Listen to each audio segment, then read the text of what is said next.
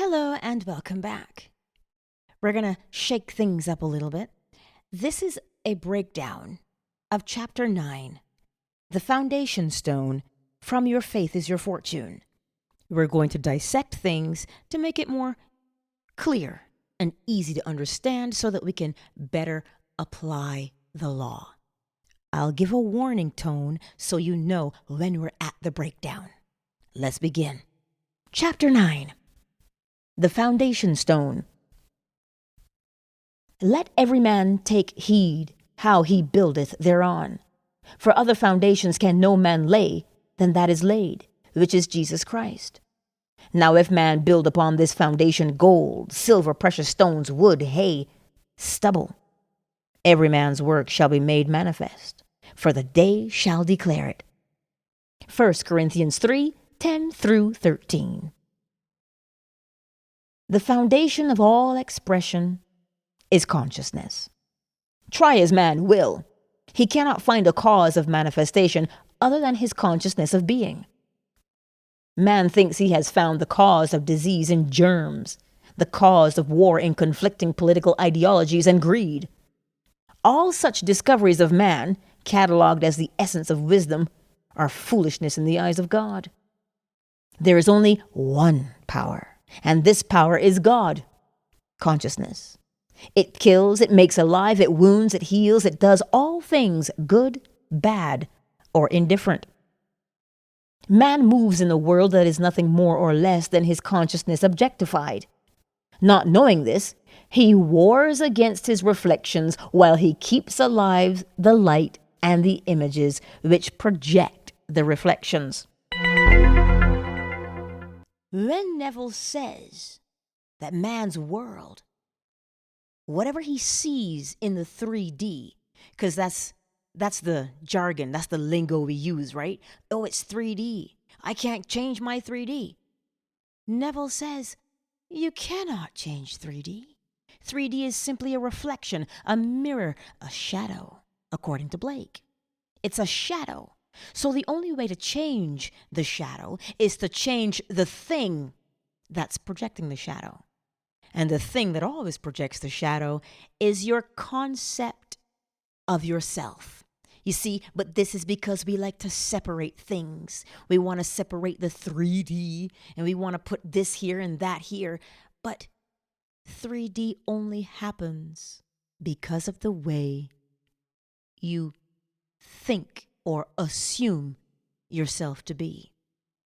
As Neville says, your assumptions determine your experience. So stop trying to change the 3D. Let's continue the lecture. I am the light of the world. I am, consciousness, is the light. That which I am conscious of being, my conception of myself, such as I am rich, I am healthy, I am free, are the images. The world is the mirror magnifying all that I am conscious of being. Stop trying to change the world, since it is only the mirror. Man's attempt to change the world by force is as fruitless as breaking a mirror in the hope of changing his face. Leave the mirror and change your face. Leave the world alone and change your conceptions of yourself. The reflection, then, will be satisfactory. Freedom or imprisonment, satisfaction or frustration can only be differentiated by the consciousness of being. Regardless of your problem, its duration or its magnitude, careful attention to these instructions will, in an amazingly short time, eliminate even the memory of the problem. Ask yourself this question. How would it feel if I were free? The very moment you sincerely ask this question, the answer comes. No man can tell another the satisfaction of this desire fulfilled. It remains for each within himself to experience the feeling and joy of this automatic change of consciousness. The feeling or thrill that comes to one in response to his self-questioning is the father state of consciousness or foundation stone upon which the conscious change is built. Just how this feeling will embody itself, no one knows, but it will. The Father, consciousness, has ways that no man knows. It is the unalterable law. All things express their nature. As you wear a feeling, it becomes your nature. It might take a moment or a year. It is entirely dependent upon the degree of conviction. As doubts vanish and you can feel I am this, you begin to develop the fruit or the nature of the thing you are feeling yourself to be.